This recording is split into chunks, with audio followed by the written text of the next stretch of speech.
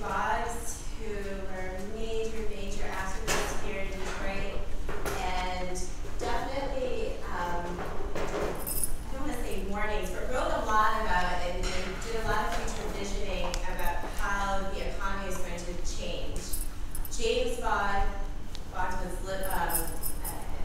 working in the factories and was a union worker, and he was an organizer, and he was talking about how things were going to become automated. And this was in the 60s to the 90s that he was been writing and discussing this.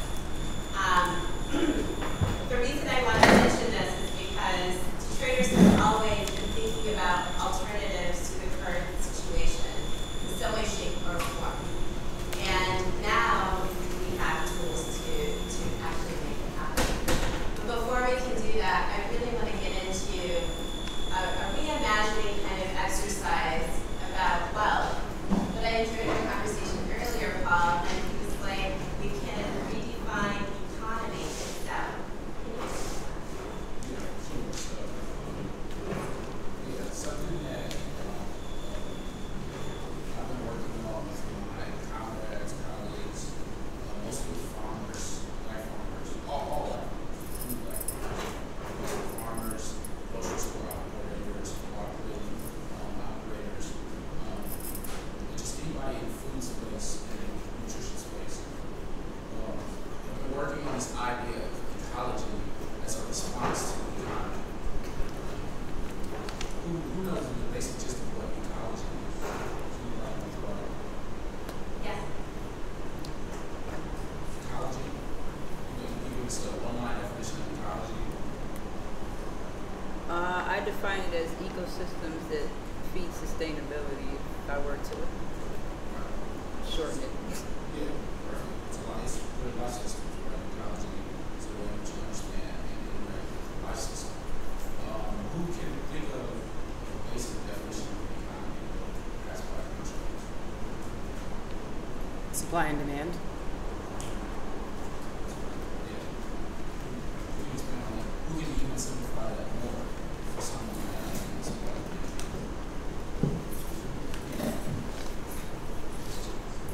Exchange of goods and services. Those are all terms that we learn through the study of economics. Really, it's about the net. An anthropologist will define economy as the management of resources. Right? So one of the things that I'm always trying to offer to our thought process is to step back outside of the framework that we're using to look at the framework from a place that's perhaps more we use this term native or indigenous to our own natural way of being in the world, as opposed to being taught by the framework. And when you're taught by a framework, one of the things they don't teach you is how to stabilize the framework itself. Right? So I always like to ask an anthropologist to define economy and economics. I always like to ask a farmer to define what ecology is. If you ask a biologist, you look at very narrow view, right?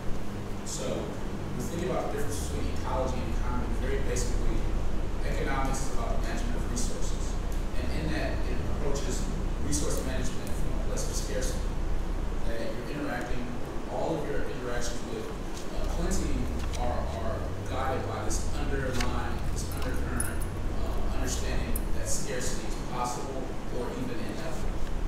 Right? So you manage resources, and that puts you opposed to resources, right? It's you and then there's resources. It actually puts you outside of nature. Right? You're managing all these natural phenomena, which are going to work out. And ultimately, they need to work out for you. Right?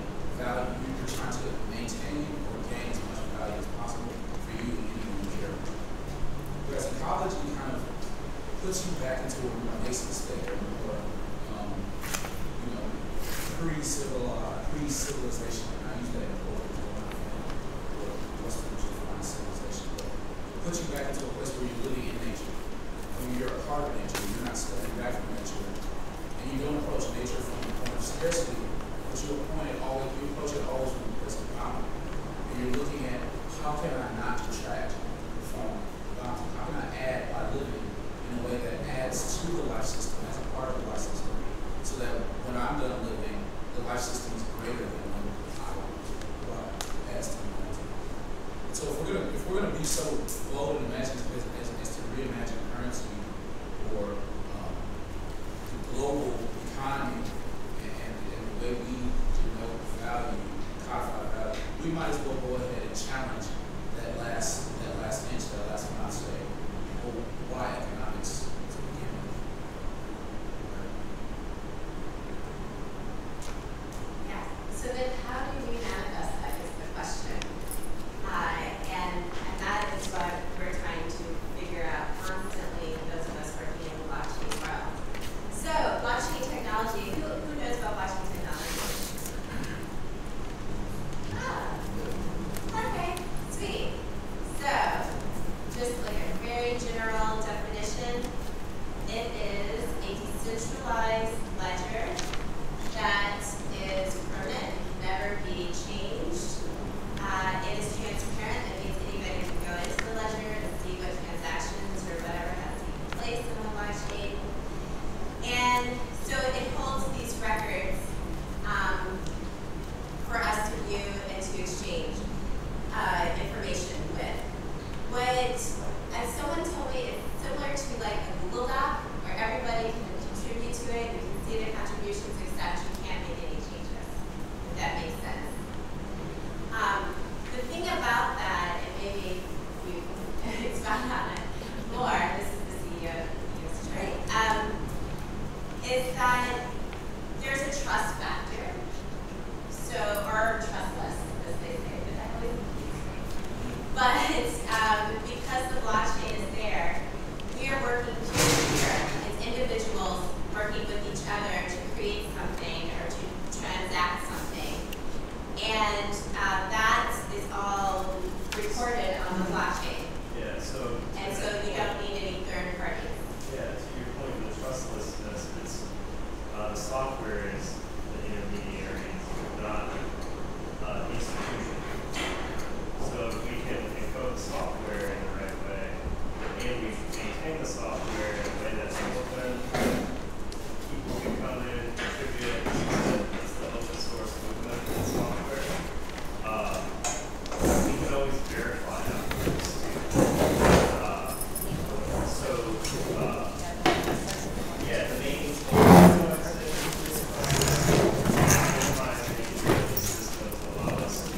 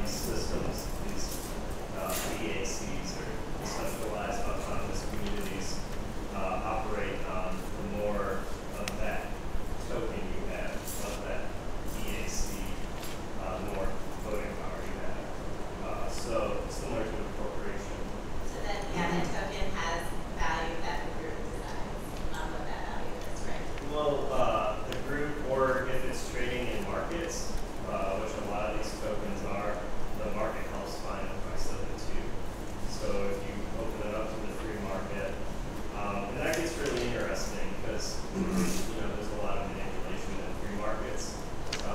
Speculators make profits. So that's another challenge. If we want to make a community token, we want to plug it into the global liquidity pool to try to pull value into our community. We need to figure out how to keep the value there and not have it siphoned out back into the global market. So that's part of one of the challenges we talk about internally with deploying something like this is how do we encode the software in such a way that the value stays in the community.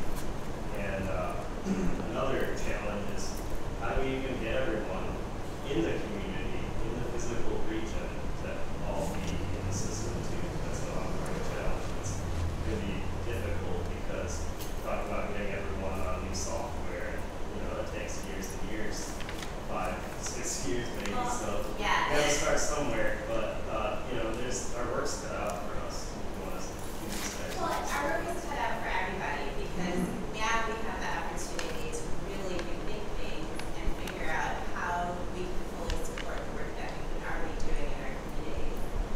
And blockchain technology is a tool, only a tool that can be used for good or for not so good.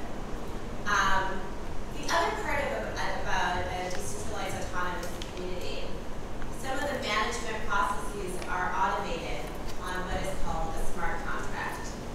A smart contract is basically code that basically outlines the rules or the way things are going to work within the DApp. And then there's recording contract, which basically translates that code into something that we all can read and not have to know like in English or language. So with the decentralized autonomous communities, it's almost as if within that community, you have this opportunity to redefine what is of value and it could be time, it could be translated into different ways instead of the more normal way that we're used to thinking in fiat.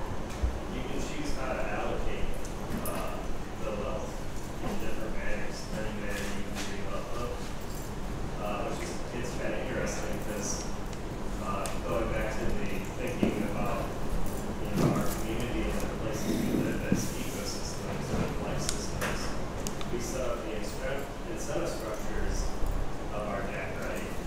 It incentivizes good citizenship and good stewardship of nature and not wasting food or whatever else we could do. Some new incentives for behaviors we think are good for the community, and that's an interesting text.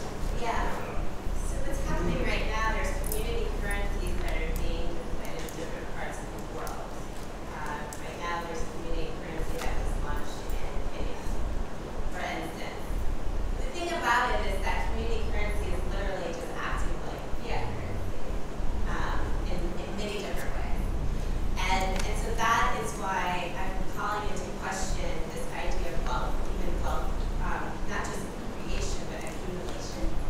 This need and this desire to accumulate, be it for power,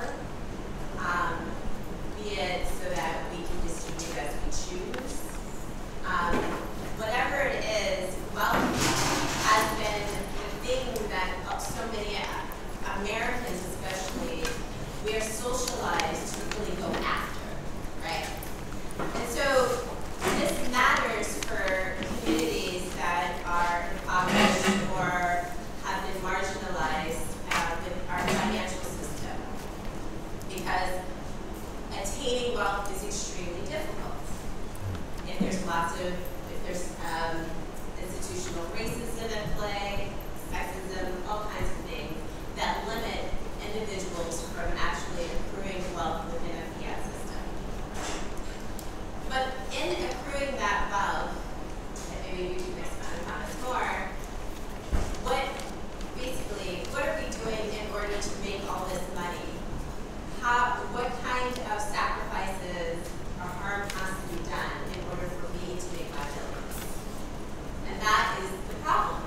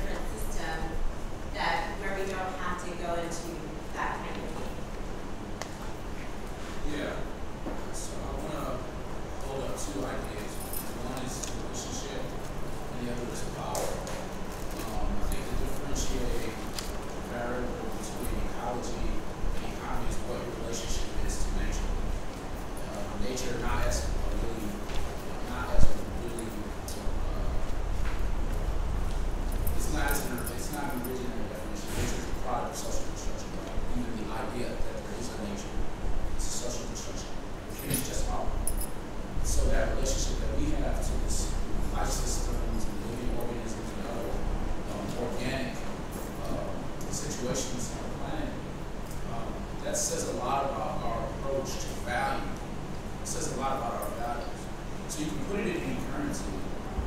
You can put it in any arrangement of measurement, but if your values are the same, right, the way you manifest what we know as work will look the same, right? And that works like conflict. And the other concept is power. So there's a relationship and there's power. Because wealth is really just power to resource, or power over resource, or power through resource. The difference between riches and wealth is that wealth settles itself in some kind of political formation, whether that be land ownership, relationship to the court, through the ownership of land, is that you own a piece of the sovereign's whole lot. You own a piece of the nation. Therefore, when you go to court, your claims are taken more seriously than if you're renting on someone's property. That's wealth, right? It's the ability to actually make relationships in the state, as opposed to having to make relationship through a landlord, as opposed to the court, who makes relationships in the state. Yeah. So we're thinking a lot. We're thinking without even knowing it sometimes about power. And all of this manifests. We don't want to get too theoretical because we can get real actual. If you have a job, you ask somebody when you can eat. When you have a job, you actually loan out your labor in advance with the hope that you'll get paid. You work and you get paid. If you have a job, people tell you where to be, when, and for how long. You actually rent out consent. And so now we're seeing in the social and political climate how this is manifesting in all kinds of problematic and harmful ways. But ultimately, right, America is based on the idea of the buy and sell through bodies and consent. So we have to think about that, because what we really have to do is say, we're not going to make another currency when it represents a set of values, not just value. We talk about value, it's the value of the dollar, it's the value of the bar of gold. The bar of gold doesn't have any value. The bar of gold is a talisman that merely through relationship illuminates what your values are as a being, as a conscious being. It's a trick on you. If I give you a bar of gold, I'm revealing you. It has nothing to do with the bar of gold. So we have to shift from value to values, value-based conversations. So some of the questions you raise are so big, because even without this really advanced technology, you see that we're still relying on transformation of the basic technology as the heart of the matter. How do you keep value in the community? Through the values. If you allow people to amass value in your community without their values, then of course the value is going to leave the community because they're not rooted. Values is what roots you in the community. And that's something we're dealing with in 3D printing, in the fabrication space. We also deal with that in the food space. We give people tools to grow food, which is truly alchemical by nature, to be able to take seed and water and they have this big, colorful, beautiful grain speck. You might lose it in a tray of ashes. When you put it in, you get this big, colorful plant. You can eat it and it keeps you alive. We give these people these tools all the time, and then they go to this permaculture certification. They're off making a ton of money, working in a capitalist way that, values for people. And then the other question was, how do we actually make autonomous community? And that really moves me the idea of identity. Before we get to the question of technology, we have to say our values as an expression of our identity. And I'm always thinking of the idea of lineage, right? As folks running away from the plantation, running away from child slavery, being rooted in a set of values that were not only contrary to the system of domination, but were transformative towards some kind of vision of liberation. So again, just this idea of relationship, power, relationship to power, relationship to resources, and then asking the question, how would we use something like blockchain, a system of ledgers, a system of true relationship, wherein one is not related to power, but one is related through power, the powerful connection. The question then being, how would we create something that doesn't set us apart from the value of trying to extract or accumulate value, like you were saying, but something that puts us into a situation that throws us into a whirlwind of vulnerability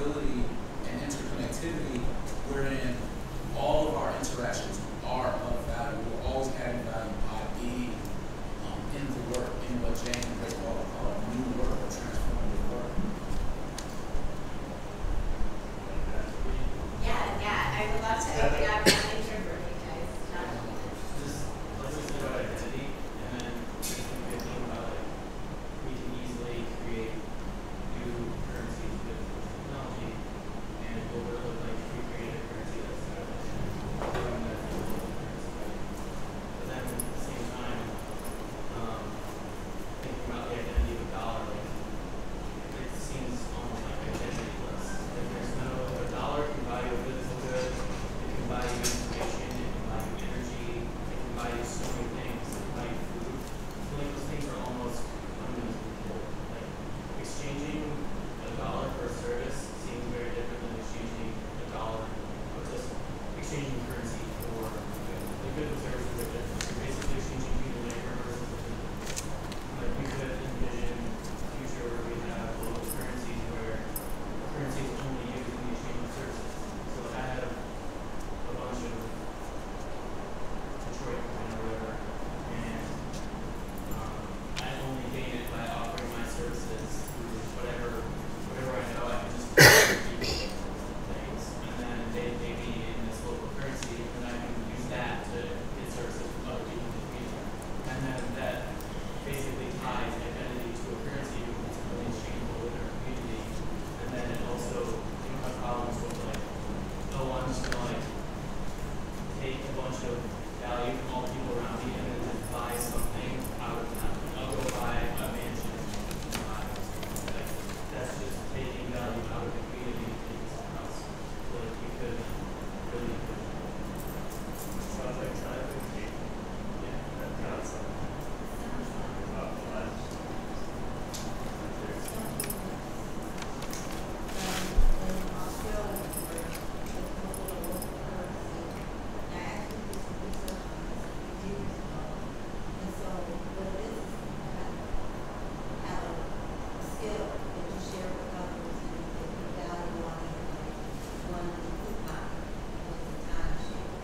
And then you spend that coupon in the community, so I'll train you how to change your oil, and you have maybe 20 people together, everyone together, how to change your oil, and they all give me one timeshare coupon, then I use that timeshare coupon at a grocery store, I get a discount on my groceries, so it's keeping that currency within the community. So I appreciate the global aspect, but there are local currencies that are working, like the Berkshires. So again, you know, I'm wondering from this aspect of blockchain, how do you look at an aspect such as Berkshires that are working as a local currency right here in Massachusetts? Do you understand? Massachusetts, I was going to say, I haven't heard of, you said Berkshire. Berkshires. Yep. Through Can you the expound on that a little more? well, it's operating in Great Barrington, Massachusetts, which is the birthplace of W.E.B. Du Bois. And one of the centers that facilitates a lot of the learning and infrastructure behind it is called the Schumacher Center for New Economics. But that local currency is working, right, based on those concepts of building from obviously the land trust, right, from the farming aspect out of Massachusetts. So again, I appreciate blockchain understanding, right, the level that can bring to cryptocurrency, but how do we look at, again, a model that's working right here in America? And it takes into the aspect of what you just spoke about, right, coming out of Australia, but it is working, it is functioning, it is flourishing as its own currency in that state. So I'm just wondering how we can bring that, do you understand, into the conversation to research, you know, that example, right?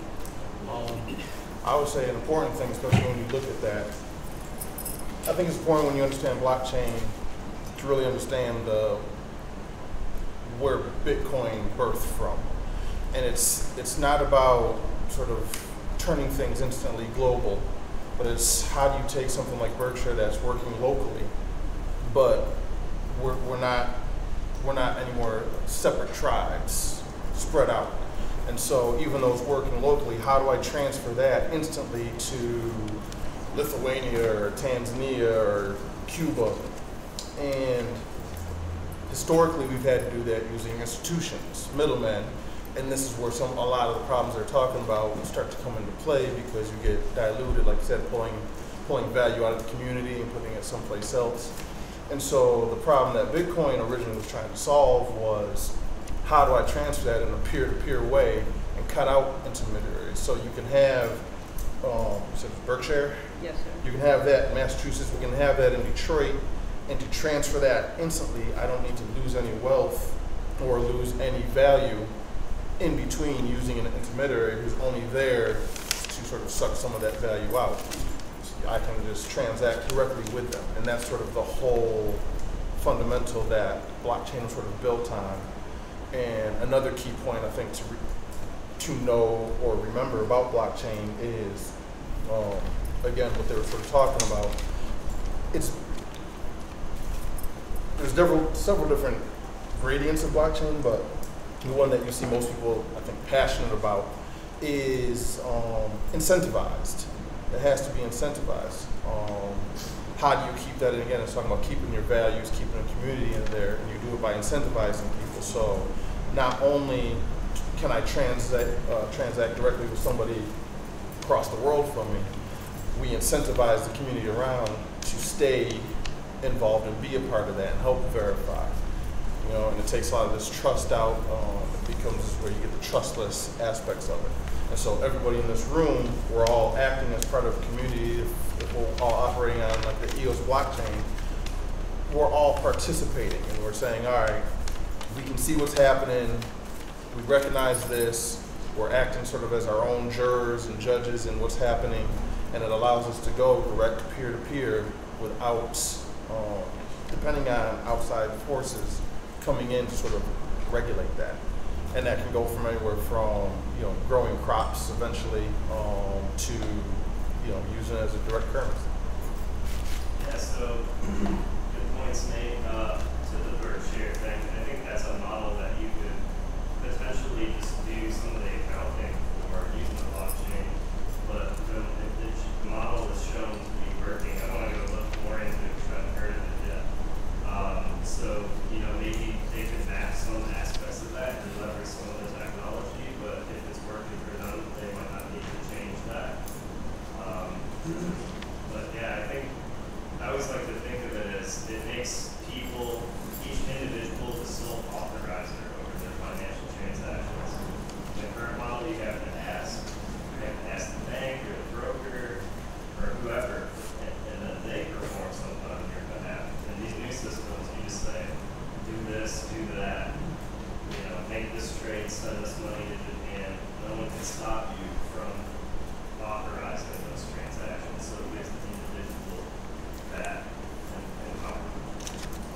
So I'm going to say that with local currencies in the United States, it is like an open system. You can define and index whatever the value is. So Berkshire, Ithaca Hours, Spaybucks, which are in Michigan, that's all stuff that, like, it's literally just the community. And if you're creating this currency, or even art credits, that's in Ann Arbor, based on the community, like, whoever's leading that initiative, what you wind up doing is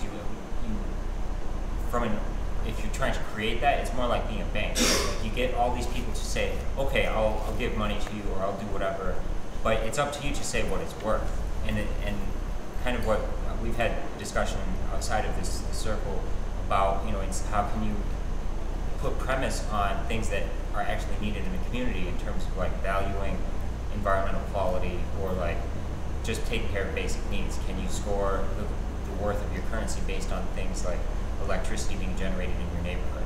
That's stuff that you could do right now with a local currency, and it's legal. Like, even Detroit had, it might still be around called Detroit Cheers, which in that case that was just between bars, but like there's nothing that stops any of us from coming together and starting that. What I think we want to keep in mind is that there's an access difference in Detroit in terms of digital anything, and that's where blockchain technology, digital currencies, you know, the statistic, and some of the people are in this room right now who are working on this problem, like 40% of Detroit doesn't have access to broadband internet. So when it comes to having digital representation and being able to do transactions outside of face-to-face or through a little person in real life, that's where, you know, you want to be mindful of that, and that there's some strengths with the digital piece, but that begets a different set of challenges And that too. is definitely an issue, and it's a real issue, especially if you want people to have a deeper understanding of how to innovate. But otherwise, you just use your phone. And so in Kenya, they've been using digital currencies, using the mobile phone, and it's been extremely successful. And they have less access to internet than we do. And so, but then that also puts the person as more of a consumer than they are, than a full-on innovator, you know, in a way that I want to see Detroit become. Yeah, so I feel like we're having two very distinct but interdependent conversations. The first conversation that young man pointed out is that Paul, thank you, that Paul pointed out is that whether or not you change the currency, if you don't change the value behind the currency, you have the same system. And it seems to me like if 99% of the world is in poverty and 1% of the world controls the resources, the idea is to change your idea behind how you allocate the resources first, and then, as you said, to use the blockchain as a tool to then create a transfer system that works for everyone, you know, equally. And I feel like that conversation is kind of getting lost, because the conversation really is about what do we value and how do we quantify that and make it something that is transferable to one person to another, and how do we honor the natural resources that we have and build those without while still achieving the goal, which is to provide, you know, a sustainable, like, happy life for everyone. And that's kind of like, I feel like we're kind of getting away from that because we're talking about the technical aspect, which is great because that needs to be fleshed out. But I feel like that's the tool as opposed to the meat and bones of the issue, which is, you know, what do we value? You know, where's the, what was it? What is the new form of value that the culture of trust and transparency embodies? And how do we make that apparent to people who are participating? Because if you're talking about just transferring it from one place to another, you're still basing it off of a system that sees you as a resource, or you as a resource, or me as a resource, and I don't want to be seen as that. I don't think that we should see the world as that. I think we should see it as co-inhabitants that we are blessed and honored to be a part of. So how do we re-identify with that? And I think it goes back to your idea of scarcity, where you're talking about the fact that so many people are afraid just to be without. So how do we, because we are decimated. If you look at civilization, you look at economy, and you look at, are we winning? Are we doing a good job? No, we absolutely are not. If you look at it from the perspective of natural resources, we are decimating the planet. So how do we then turn that around and make ways of creating a culture and a currency that promotes that? And I think that if we start there with those goals, then we can move forward in a really positive way about talking about how the tools can affect the civilization that's already built up around us and built up to keep us within it. I have a question maybe for you, for everybody. How does cryptocurrency or blockchain help us do that, create a better society? Oh gosh, ask them. I am here as Well, a the guest. I don't know. The backup question would be, I'm just playing devil's advocate, what's wrong with dollar bills?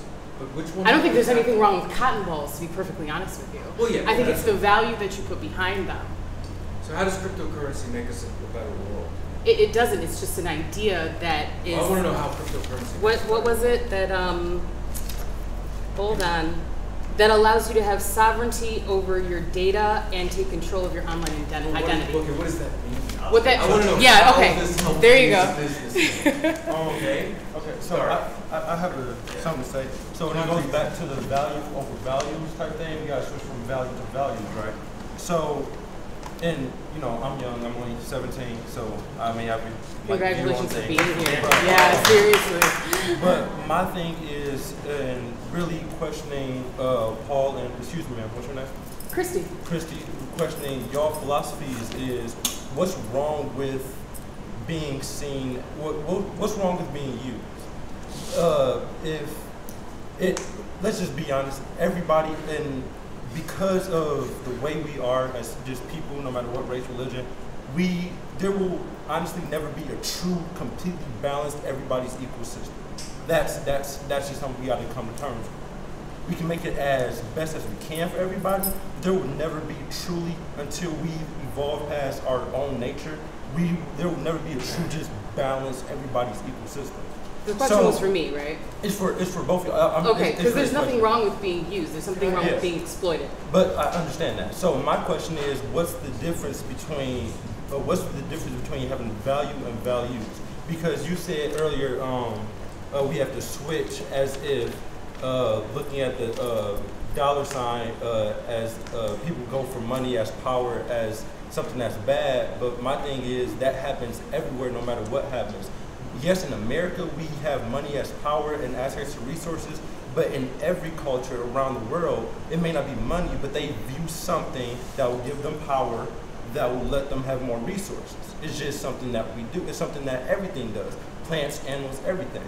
So my question is, how are you going to use blockchain or any system, or how are you going to try to appeal to people to switch their own subconscious against life? Like, how you tell people, don't do this that benefits you all the time, and instead look at purely what benefits everybody. Yeah.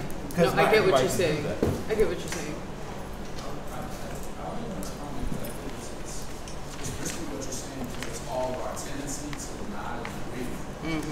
One, it doesn't happen everywhere. So what I present to you is an indigenous model, right, that's been functioning in West Africa and North America, known for this sort of system, or set of colonialism, a lot of different set of values. Right. Place in our kind of kingdom where people spray gold on you as a blessing, and if you have gold on you, you can go to the market and take what you want. It's not always an exchange. Yeah. You can take the basics. What does that mean? That because you're a part of my community, I'm going to grind up gold dust, and I'm going to love on you, and I'm going to send you out because you got gold dust. You're in good social standing. You don't harm anybody. You just eat. You just eat. Now, if you want fancier things, yeah, you got to go out and get some stuff, and you got to trade just to show reciprocity. But the idea is reciprocity, right? It's not always trying to give somebody that's something that there's something wrong with it. They don't know that it's actually declining in value, so you can get something in higher value. You know, it's not buying low and selling high. And so not everybody knows that. I mean, plants, and I just want to say plants live completely reciprocal life, right? They take everything they eat, the net value of everything they take. They give out because energy can't be created or destroyed. Not true. What I'll say to that is what you said about the economy, about the civilization having that system. You're right in some instances, but going back to the basics where they just say, you know, we grind up gold, put it on you, and you can go eat. What happens if you don't get gold on you? So now people want to, it's like a natural benefit. They have that mindset of, they were raised in that mindset even before other economies and social identities came to that place. They have that mindset, I'm going to work with the community, because if I work with the community, then I get this in return, which allows me to have more resources, meaningful relationships, X, Y, and Z. So it's still a beneficiary system. It may not be based off the one that we're used to as far as money and power in the terms that we think of it, but it's still a beneficiary system. But I think that's exactly the difference that you're talking about. It's not based off of what we're doing right now. It's based off of how they've develop their relationship with the land. To them, gold is nothing. You know, have a good time. You know, and that's what I was trying to. Gold is walking. Or if you go to the diner, you're walking. It's nothing. It's nothing. It's nothing. Yeah. It's only a motion. They grind it into motion just to show you that it's like a mountain coconut. You got a mountain coconut on you. It's like you got. And we're talking about a system where people go around food. So you're not going to the market to get all your food. You're not hungry. It's just you walk by and you can take jackfruit because you're a part of the community. Right. You don't have to pay. You're not paying anybody. That's only emerging now. You could walk in and get a pear, just be like, well, pears that we call avocado. Get an avocado. Boom. And it wasn't because the value was the fact that I grew my own food. I lived in a house with people who love me, and whatever they had, I had. That is a shift in value. So that, I think we see that difference in values, not even in the historical context of the difference between then and now, but even in the difference between the way our communities live and treat each other versus the way the state sees us, right? In Detroit, if you can't pay your water bill, you don't drink. If you don't have money, you don't come to my house and pay me for no glass of water. You never will. Right? That's because I love you, that's because we're a part of the same community, and I identify through reciprocity in a system of values that's completely contrary to what's going on in St. Paul. That's the one. So I get what you're saying, and that's why I said we need to shift in value because we're so inclined, even as people with traumas, with personal traumas, not political traumas, just personal traumas, to be scared, to operate in fear. But I would caution you against always ascribing what you see all around you as happening everywhere all the time, because that's precisely what I think this system tries so hard through the television and the internet to convey. You answered his question about dollar bill, so you kind of alluded to the fact that it's backed by a form of violence. Like, you don't have dollar bills, you don't get to drink clean water. That's a violent system, in my opinion, because there is no taking care of the people at the bottom or who have fallen through the cracks. And I mean, some people say, oh, socialism, but it's like, well, can't we combine the incentive structures of capitalism for people to innovate, but also have humanity involved where we'll take care of people who fell through the cracks and not just let them die, and lift people up that are on the bottom. And that's what I think we can do by creating different incentive structures that we can mediate with blockchain that. So it comes back to the incentive structures. The goal, what you're talking about was an incentive. They had an incentive to do whatever they had to get the gold on them, which would have been probably the agricultural norms were encoded. You got the gold on you if you were following the village's norms, and you didn't if you were fucking up. You didn't, then you got punished, essentially. So it comes back to an incentive system, in a sense. But it's more natural, and it's not exploitation based, which is what we've kind of evolved into in this late stage crony capitalism. People are just getting ground up.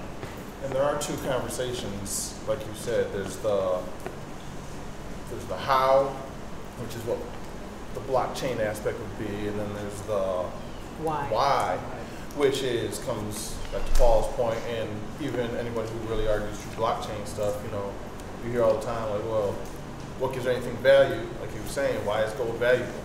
You know what I mean? I had that conversation the other day with somebody. Assume in today's society, assume all the satellites fell out of the sky. Gold's not valuable because you can't eat it. Nobody here is going to be concerned about using it for electronics. Nobody's going to be here about trying to make jewelry. I want something I can eat or be sheltered, and that's pretty much it.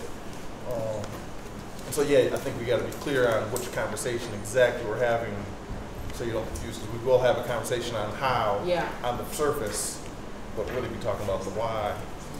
I wonder, oh yes, I'm sorry. Yeah, mine's quick. Just thinking about like the exploitation of the economy in general and how blockchain solves that problem. So what the young lady said, no matter what, people are going to be used, but what the blockchain technology allows is some type of regulation on how people are used and some type of standard. So even if there is blockchain technology implemented in, say, Detroit and then Cleveland, in my opinion, that would start to create fragmentation and even segregation between communities. But at the same time, if you're able to implement that technology in that fragmented fashion, but on top of that, enforce some type of regulation, you could immediately kind of bring up the people from the bottom. So if people were doing labor, they were rewarded at least minimally something, which is not a legit possibility in, say, a third world country where they're not getting paid anything, and the company that is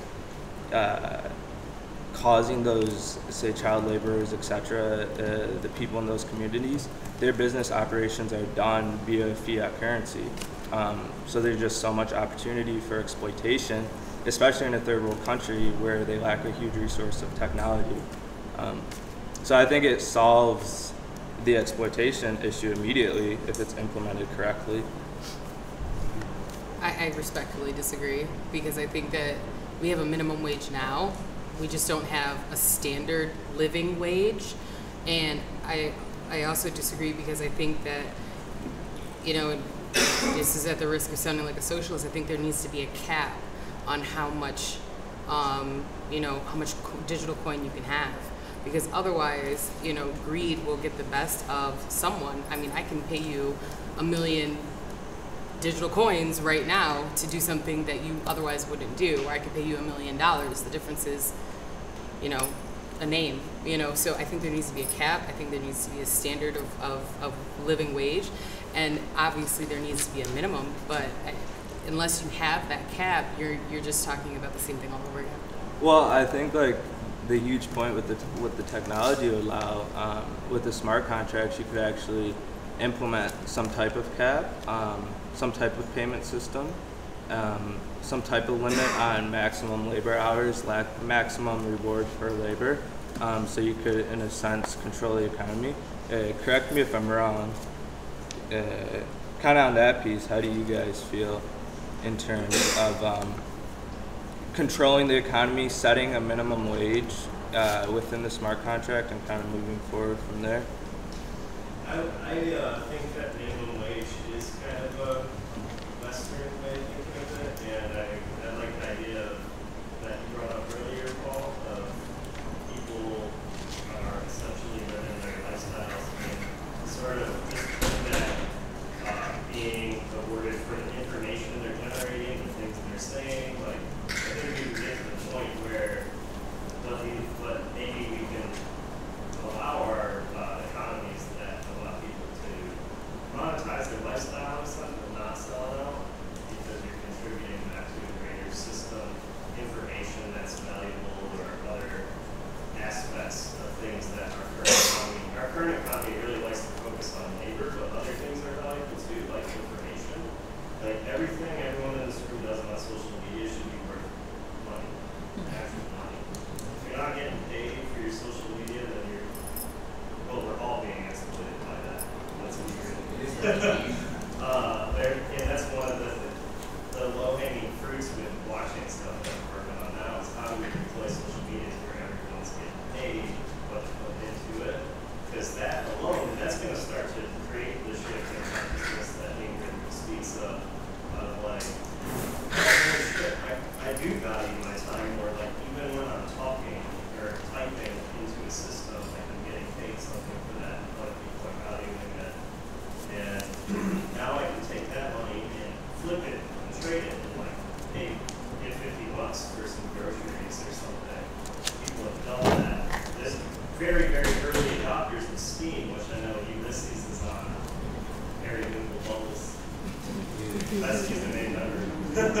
But, you know, like Steam is the current example of that, of social media that's paying people. So that's totally changing the way we even think about interacting with the internet.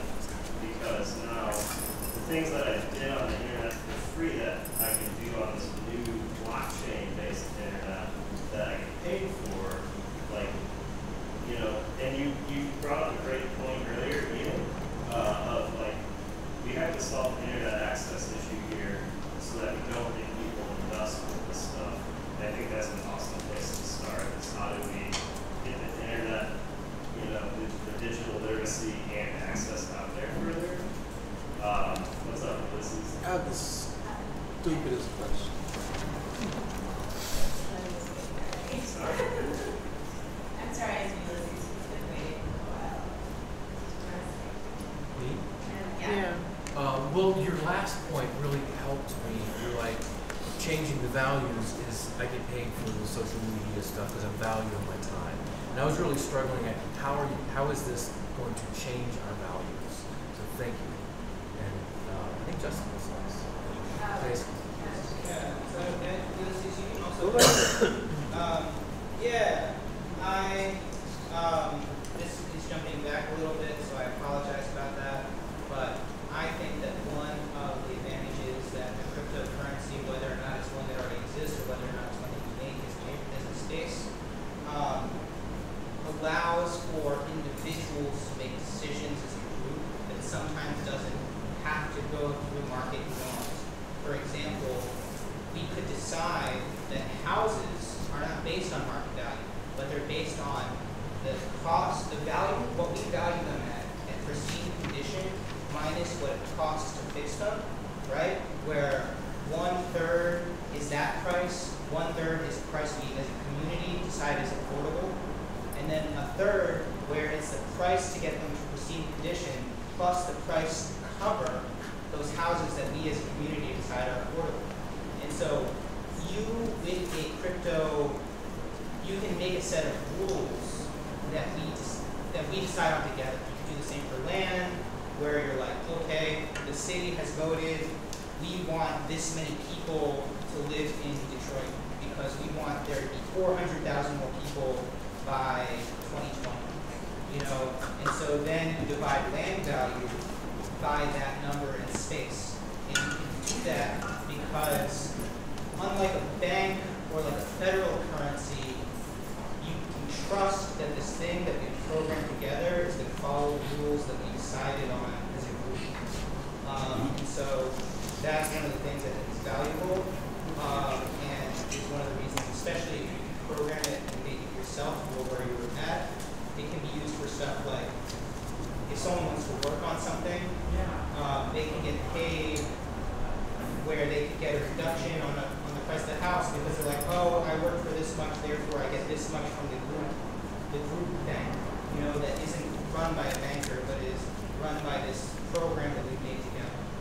So specifically with real estate, do you see somebody actually signing over the deed to this blockchain, to this decentralized entity? And with that being said, like, you know, I'm a person that owns real estate, and of course Wayne County I'm not too big of a fan of, but I guess in the early stages, would I feel comfortable as a fan of blockchain signing over my parcels to this entity to in turn abide by these rules that are set by you as the creator of this protocol?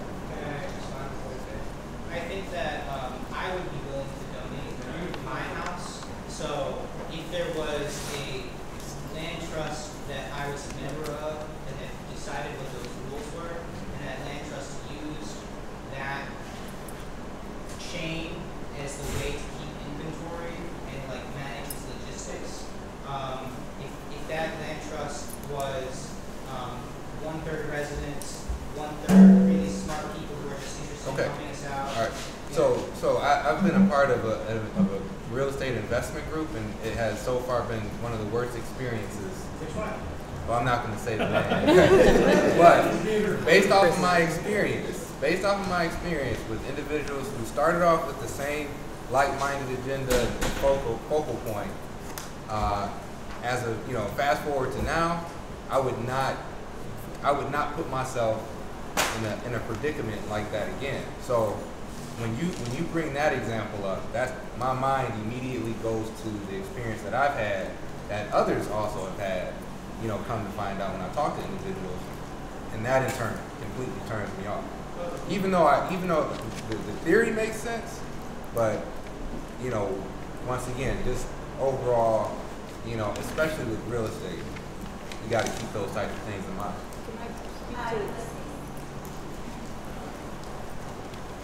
Gonna do one of my famous tangentials. I love batik. Absolutely love it.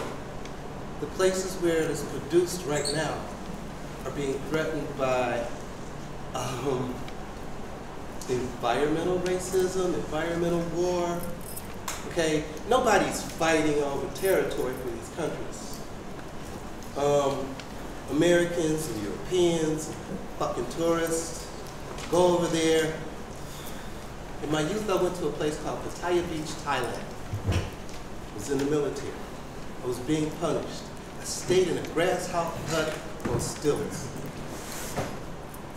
And my direct order every day was to walk this 5-mile-long fence, and on the other side of it was all the marijuana you could possibly imagine smoke.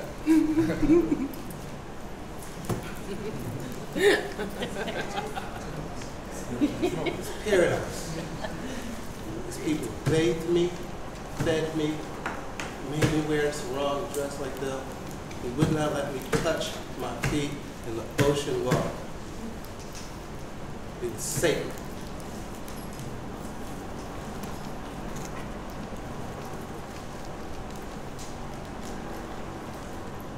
I ask people, how much money can you give someone to do what they love to do?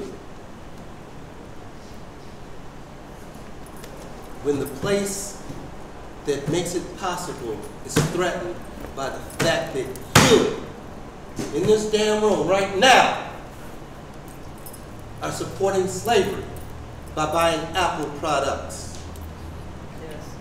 by buying Nikes. Do you know how much they cost to put on a fucking shelf in a store? About $3. I don't care. And the reason that they are exported from overseas is because just to put the glue on the soles that connects the rubber, it's too hazardous for Americans. Do your damn homework, people. If you're a violinist and you don't know your luthier, shame on you.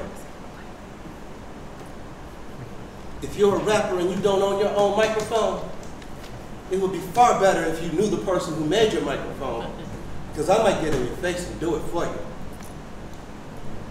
The people who make the things that you use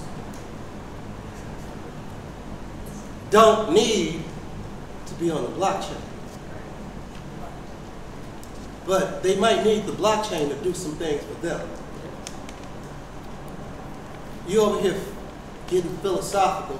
Answer the question of how do you want to get it done? And what is it? I'll show you my idea when y'all finish. Andrew? If I can, or do you want to take it back to Ingrid? I'm going to give it to you. How about that? All right. Hello. You were saying that you got into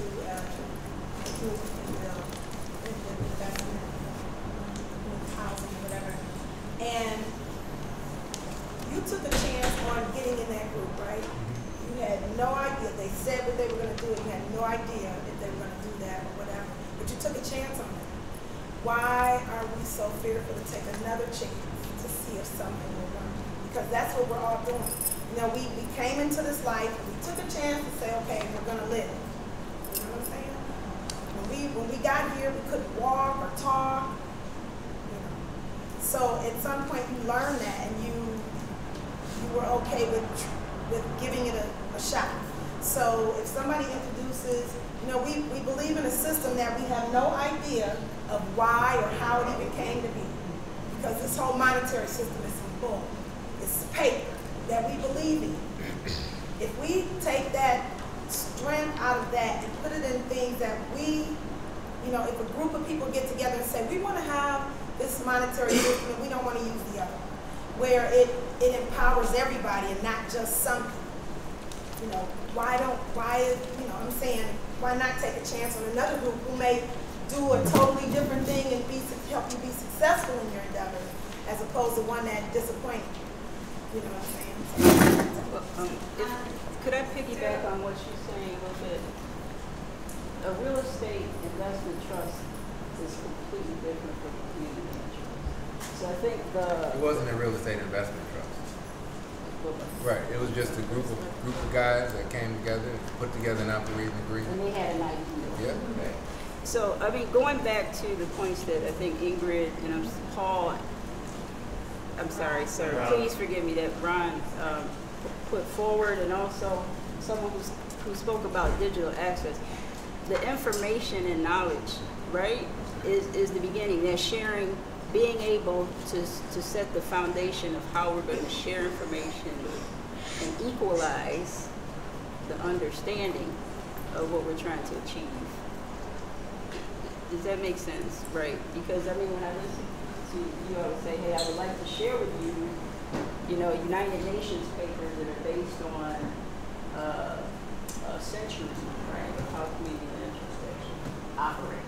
So with that knowledge, that would have been valuable to you before you went into business with these people. Because you probably would have thought differently about what they were doing, or at least questioned, which is what the blockchain, I think, is trying to do. My biggest point was the fact that if your grandmother's mother left your grandmother, and then your grandmother leaves you a property, and then somebody comes and tells you, hey, look, we have this land trust, where even though all these years, we as a people have been conditioned to kind of, trust this process, even though it does us wrong in a number of ways. Will you feel comfortable, you specifically feel comfortable, a house that's paid off, free and clear, would you sign that property over into this decentralized entity that has been created? Based on the knowledge and, of course, where I value. You understand? My value lies in the generations to come after me, and knowing that the land trust creates affordability for the lifetime of the land. Yes, sir. Okay. And So, if you don't mind, Ulysses made an extremely important point that I really want to come back to. And this is something that he's getting to the root of it. And I know it's uncomfortable because we're all wearing, and I got Apple Watch on, I got Apple phone right here. We're all implicit in the exploitation and extraction of resources, exploitation of humans and extraction of resources. Even though we personally, individually, may not agree with it, even advocate against it. But as we're advocating, we're still using our phones to organize, right?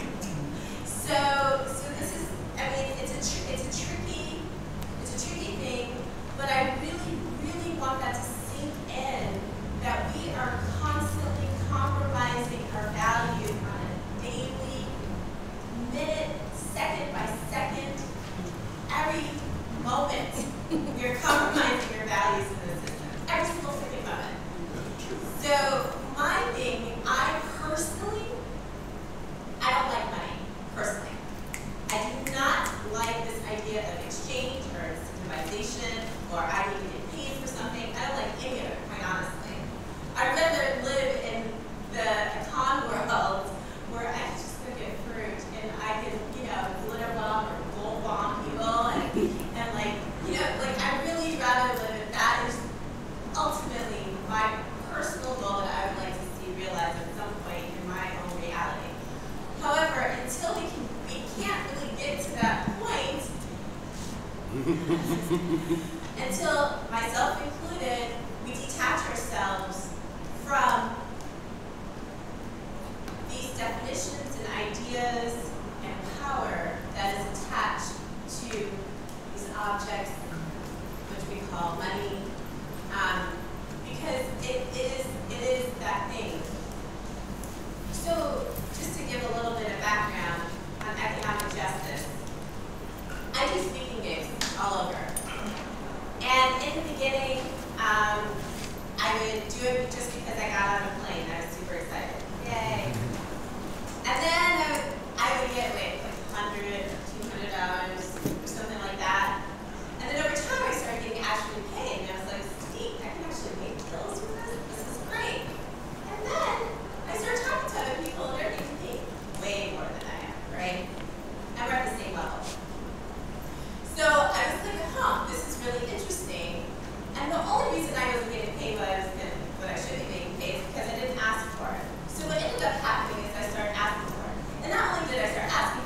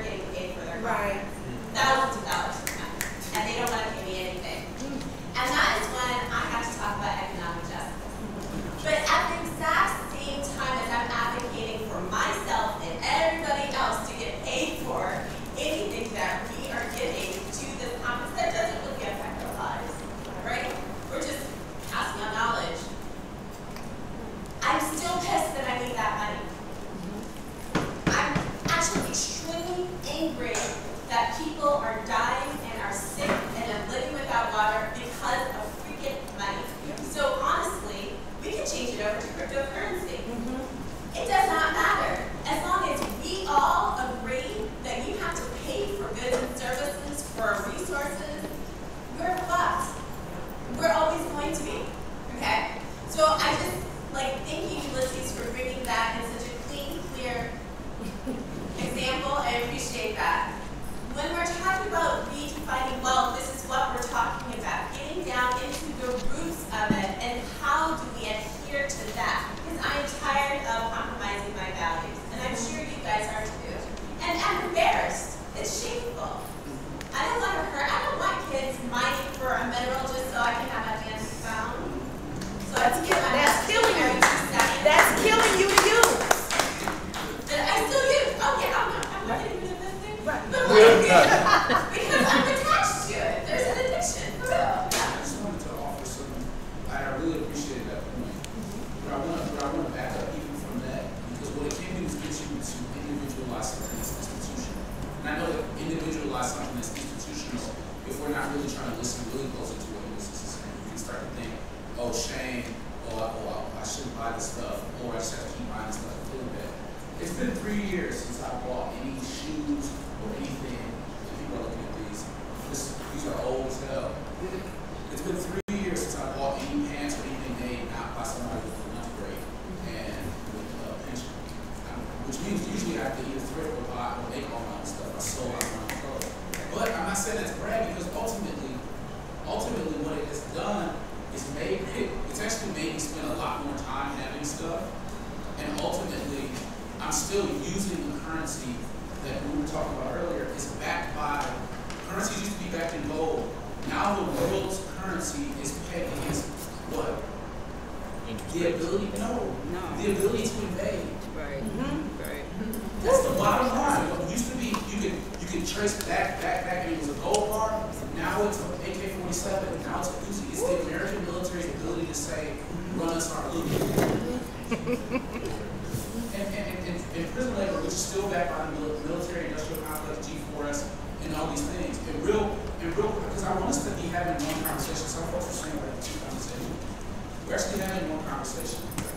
And the question is, how do you talk about value again is revelatory of values. And the idea that we're going to create a cryptocurrency, all currency is encrypted. All currency has an establishing principle which codifies its value and its fluctuation.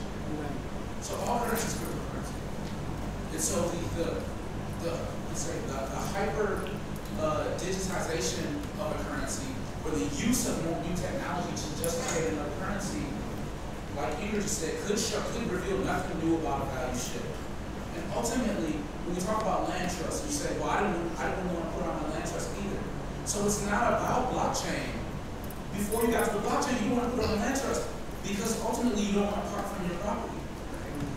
And so there's a shift, not saying you have bad values, but it's because you're not in a relationship with people who you actually feel bonded to. You're not living in these fractal arrangements where you're building a long-term trust, close intimacy, those kinds of relationships that actually revolutionize the way we live. So we have to take a lot of steps back. 70% of wealth is built where it comes from real estate, and specifically, right, but specifically black bodies who are at the low end of the totem pole. So if we're talking Detroit specifically, I didn't mean to cut my man off, but if we're talking Detroit specifically, how many people here own an house that live in Detroit, free and clear? Back here. Okay, that's impressive. But with that being said, a majority of these individuals that you're wanting to create this ecosystem for, are they going to look at this as a vitamin or a Tylenol? All right, so you gotta realize that this is, and this is just kind of an overall thought, but kind of coming to the approach of kind of talking about what wealth is and how it relates to blockchain. Like, I'm a huge fan of Kennard, and he starts with education. Like, how many people in here know what EOS is? Like, how many people actually know what EOS is? I just looked it up today. Right, so I think it starts with education, because we come and we're talking, and I'm a huge fan of EOS Detroit and what EOS can do as a protocol, but the majority of people that we're discussing this concept around don't even understand the basis of of what you're going to build off of, or what you're wanting to build off of, right? So. And that makes sense. Yeah. But we build on the basis of our. Can I just say real quick, we need everybody to speak up. I'm sorry, Ingrid. We need everybody to speak up a little louder because the fan is going, it's kind of hard to hear. I like what you're saying about information because this question of, is it Christy? Yes. You said people are afraid to be without. And the challenge is, people are afraid to be without. And that few people control the world's resources. And I would just put a tweak on that.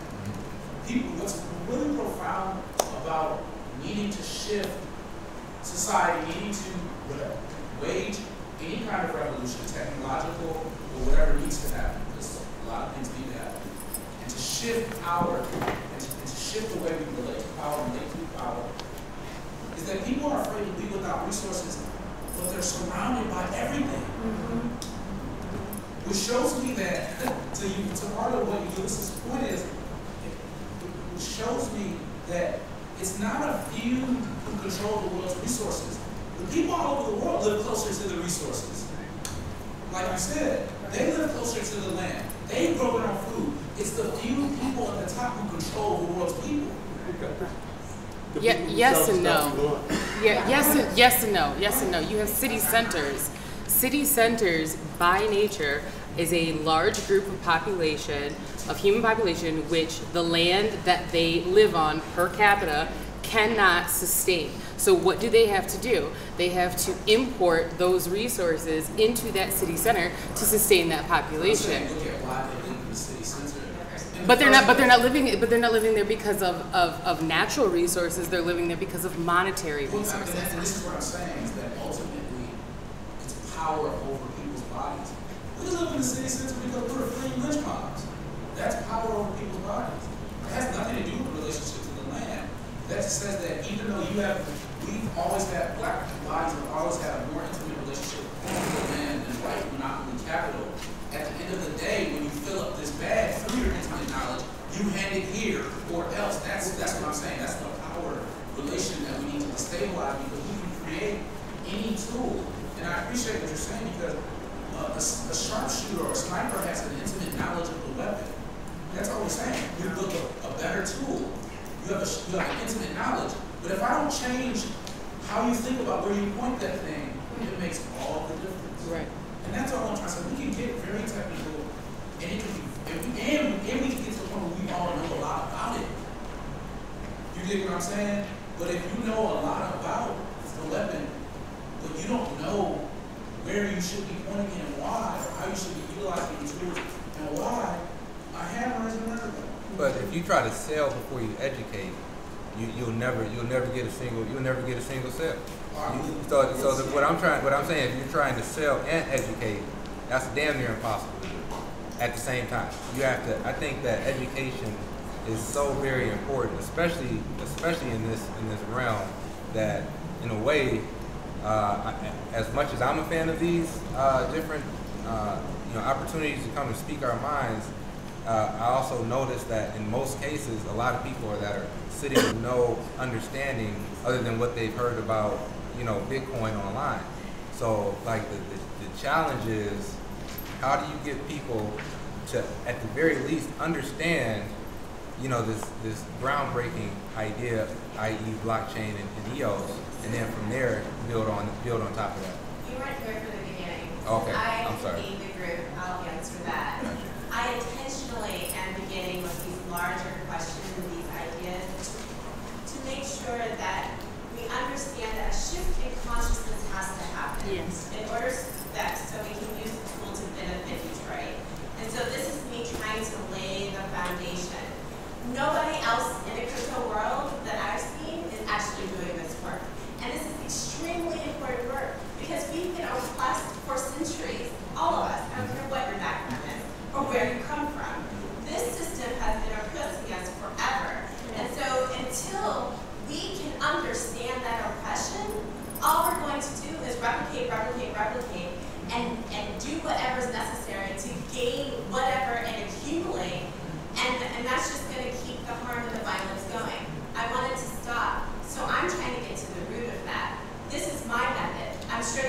million other methods. But until, like, you've got info sheets, you can watch videos online all day about blockchain. Yeah, you can watch videos about blockchain technology. There's a 2.5-hour video of me ranting. Yes, but there are videos all day on blockchain technology, on cryptocurrency. You can sit and you can study, but yet again, it's a tool. And so I'm trying to get into, these are the possibilities. We have this possibility here to Detroit to create something the world's never seen before. And in order to get to that point, we have to question our own ideas and values around the economy. This is so, so important, because we can't afford to have any more harm or violence come to our communities, more than the state is already doing to us.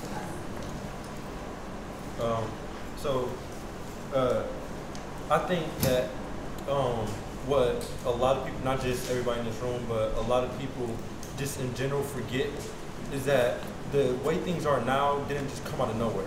We know history.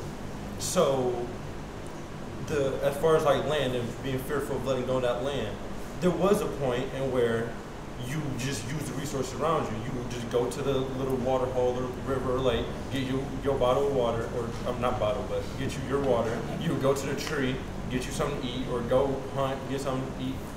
That has worked for a while, but we gotta remember we're complex things. Like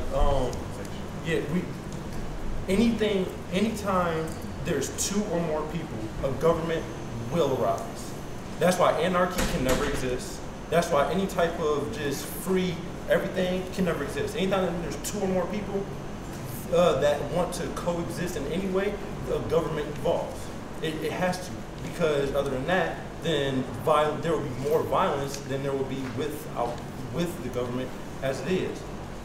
So what I'm really trying to get to is don't forget that yes, we can just use our resources, but that won't stop us getting back to where we are now, because that won't stop us from getting to where we are now if we don't find a way to use our resources and also be able to benefit from other people using our resources.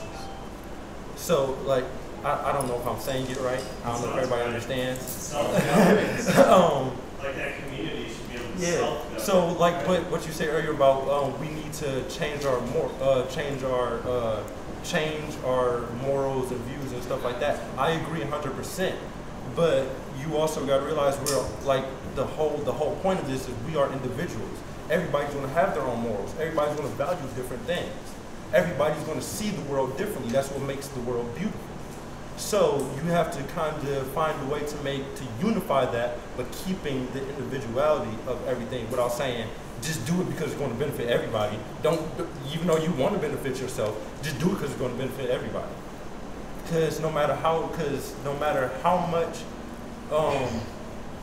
and this is why me personally, I'll never get into politics or anything, because of the fact that because I am aware of the fact that no matter how free a system will make people as a general or individually, it doesn't matter. People want to see themselves as free as possible, no matter how free they actually are.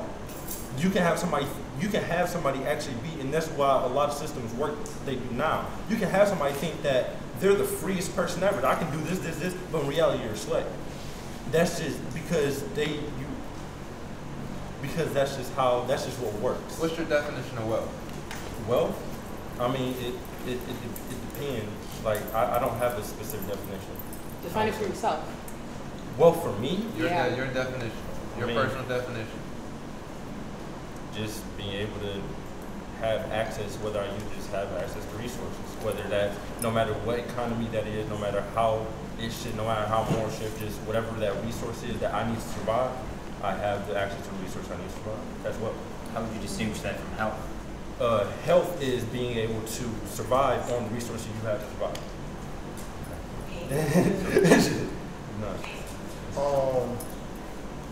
So this is where I'd like to sell blockchain.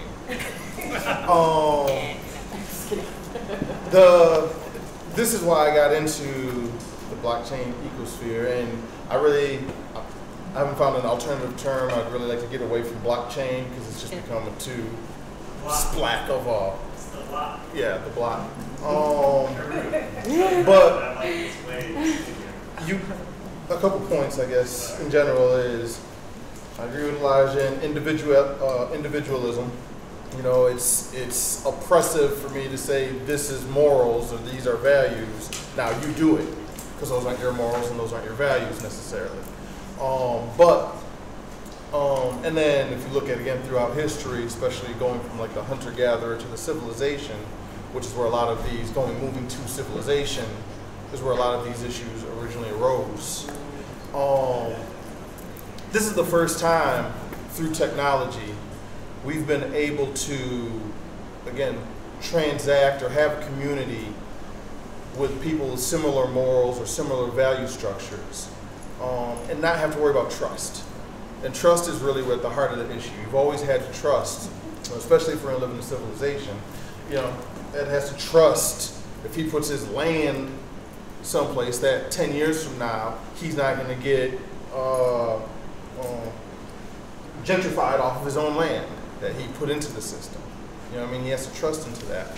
And an open, public, permissionless blockchain where individuals can freely participate in or find another system to participate in.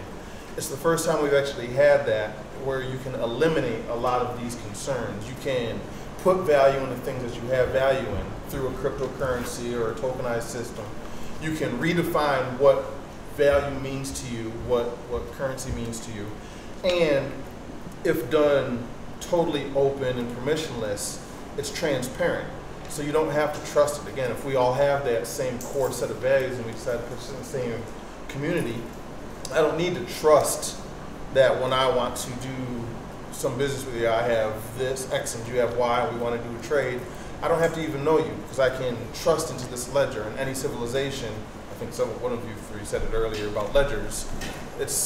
Ledgers are how we've always done it. And maybe that's not the best way, but until somebody comes out with a better system of a ledger, this is a way you can transact that without me having to trust an intermediary that what they put in the ledger is correct.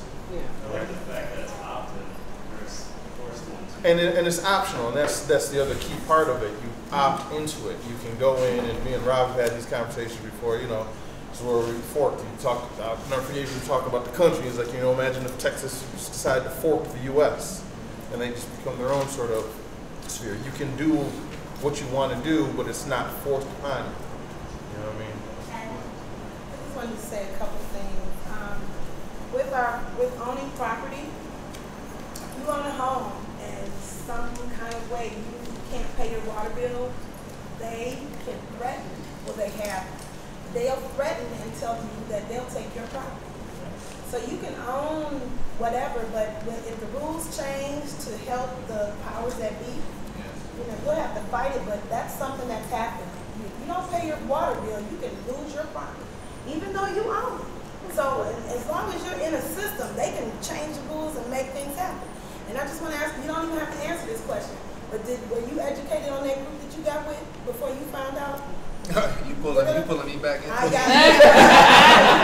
And to the brother here, I hear you using, and it's my philosophy class that's speaking right now, using the word never. Everybody, and it might be somebody that might not quite in those areas. So I'm just saying. I just mean it's enough to the point where I can't say that. I know it's not everybody. I know it's not everybody. Right, but it's just my philosophy class. So far. It's the one class that I get to use everywhere I go. When I'm glad I paid for that class. But I never go into politics, and I never. Yeah, you say never, but it's almost like we're politicking right now. Yeah. Yeah. We're talking government. I would say. But see, it's the thing about the definitions that get me tricky. Because I've gotten hit. Words matter.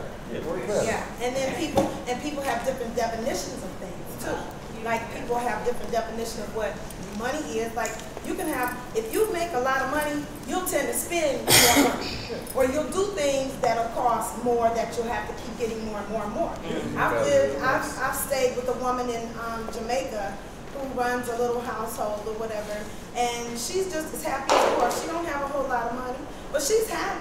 I see the people that don't have as much, some people that don't have a whole lot of money, but they're happy because they are able to go in their backyard and get apples and tomatoes and greens, as opposed to when they go to the market, they gotta either say, I'm gonna buy these or not. But if they went to every market and they all screwed up, guess what you got? You have nothing. You have nothing, because we are not empowering ourselves. I just want to know. So one way I think to empower ourselves as a community, well, let me back up. We already live in a system that, as we can see, is micromanaging how land is bought and sold, how natural resources are bought and sold. And so in order to create a community that uses a different currency, I feel like you have to, that we have to have some type of control over some part, some aspect of that overall picture. So in Michigan, what that looks like to me is water, because in the 2008 housing market crash, the one person that benefited the most and saw how things were going to fall way before anybody else did. The very next thing he did after the crash that he invested in was water. We are surrounded by water. So maybe an idea for a goal that the blockchain community could have is to back blockchain with a natural resource, which creates a value infused goal going both ways. So, and I don't know how it would look, it just kind of came to me, right? Thank you, Mama. I appreciate you. I don't say the N word no more, and I talk about nigga. But so what it looks like is, like the Nestle contract. I don't know if you guys know about that, but they're literally stealing water from the Great Lakes, like for less than pennies on the dollar. And in the meantime, Flint is dying of thirst, quite literally. But like if you take that natural resource and you value it in a way that is represented by blockchain in some kind of fantastic way that maybe somebody else here will come up with, I don't know, then we have our goals aligned with our control and our natural capital. Thoughts? Pause. That's a biggie. It's 8:46. I think we're feeling a little restless. So if we can just have maybe 4 more comments and then we're going to shut it down. Please keep it concise to the point so that we're just going off that. Little longer, please. Sounds like the capitalism is like a decision-making framework, right? It helps us decide how we're going to spend our resources, and if we can peg use technology like blockchain to peg our values to natural resources, we can change the way things. Right. So, kind of stepping back into technology, it enables us to experiment with different decision-making frameworks, right? Yeah. So I think that's the value of blockchain, is it allows us to iterate, try new things that can exist alongside capitalism. And people are like, oh, this decision-making framework is actually better than capitalism. I'm going to go over to this new framework. And we can just make capitalism obsolete because that's better. And people just want to come because they'll see how sweet our system is. And just capitalism is being the way it is. We're changing the way we make decisions through technology.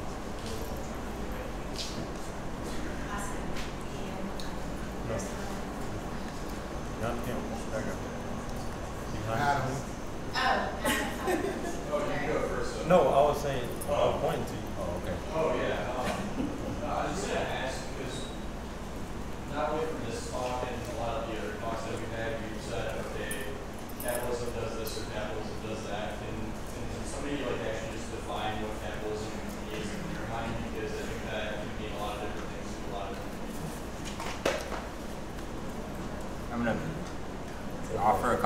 points quickly. One is the tendencies that we see with traditional capitalism are often maximizing wealth extraction. And when it comes to wealth, I would like to suggest that wealth is collective health. We don't always think of it that way, but when I asked this gentleman what's his definition of health, you know, he spoke from a very personal level, my ability to get my resources. And I'd like to connect with what Ulysses had built, which is that, you know, as a broader global citizen, being cognizant of how we're getting our needs taken care of, whether you're a community organizer using a phone that's been produced from a different country, that all of those things are important. And especially when we start benchmarking with our natural resources, or even if maybe we look at it from a different point of view beyond it as just a resource, but some of the natural systems that we live with and relate with, that being able to take care of those needs as well, and being able to steward that in a way that creates benefit not just for people, because again, like we're dependent on other things that go beyond just us. Sure. It doesn't make a difference if the water isn't clean, and one of the biggest things that cleans the water is wetlands or swamp. We don't always think about that or know about that. So that's what I want to say. You know, capitalism in its traditional form is basically wealth extraction in a way that tries to maximize that from happening. And the other component is, like, there are other systems. People talk about regenerative capital, and there's a key word in there in terms of regenerative, right? In that sense, it's the idea of looking at being able to harvest or whatever, that there's a period that things can grow or be created and then recreate, which often when we look at the way currency works, at least the ones that we're most accustomed to, it's a very transactional, debt-oriented relationship where you only have a certain amount of money. And when I mentioned earlier as far as what it's based on, I said interest rates governed by the Federal Reserve. But if you go deeper, I'm sorry, I missed your name earlier, but Paul, you know, what he said is basically the ability to loot, which is, you know, that's pretty correct. It's there, it's just an index of how good the looting is getting. But the whole thing is a Ponzi scheme, basically, in terms of what our money is based off. So instead, you know, when people brought up time banks, which there's one in Southwest Detroit that's active as well, you know, that's already generative. People have talent, and while they're alive, at least they have some iteration of time, and that's something that you can use as an exchange. And so when it comes to our conversation about, like, economics, I think of, you know, what does it mean to have prudent action, or like effective action, right? Where, you know, can you get your needs taken care of, and that's from a personal point of view health, but also when it comes to bridging into the bigger picture about wealth,